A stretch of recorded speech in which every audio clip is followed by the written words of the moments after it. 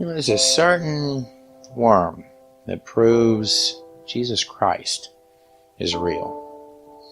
Bet you didn't know that. You're watching clips from the God Dimension.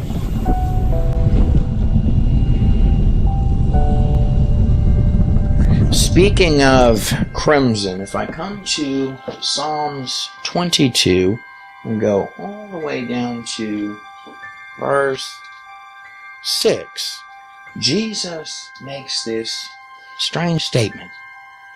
I am but a worm and not a man. Wait a second.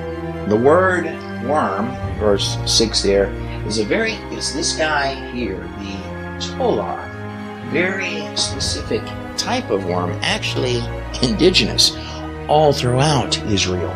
It's this red, gooey looking worm that's actually called the crimson worm in our English. He has a very distinct and bright red, blood red dye to him. In fact, more than that, it's one of the dyes you can see up here that was used to make the color, the crimson red color, for one of the coverings of the tabernacle, God's inhabitation on earth.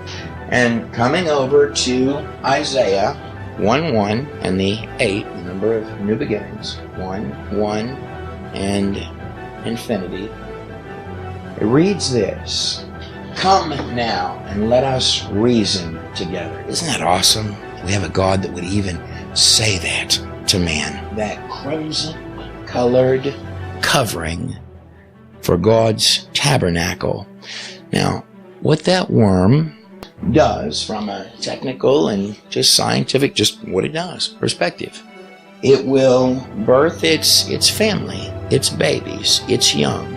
And then what that little worm does after it's given birth to its family is it will begin to crawl up onto a tree. That's the spot right there, the crimson spot made by one, at which point the worm will die and its blood will run down and cover its babies. It will keep them alive.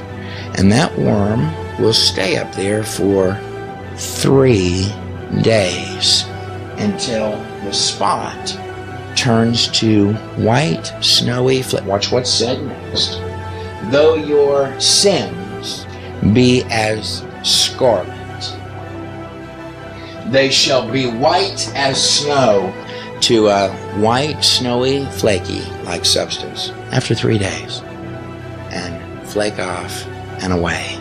Though they be red like crimson, there's the spot on the tree right there, they shall be white as wool. That worm is up there 3 days.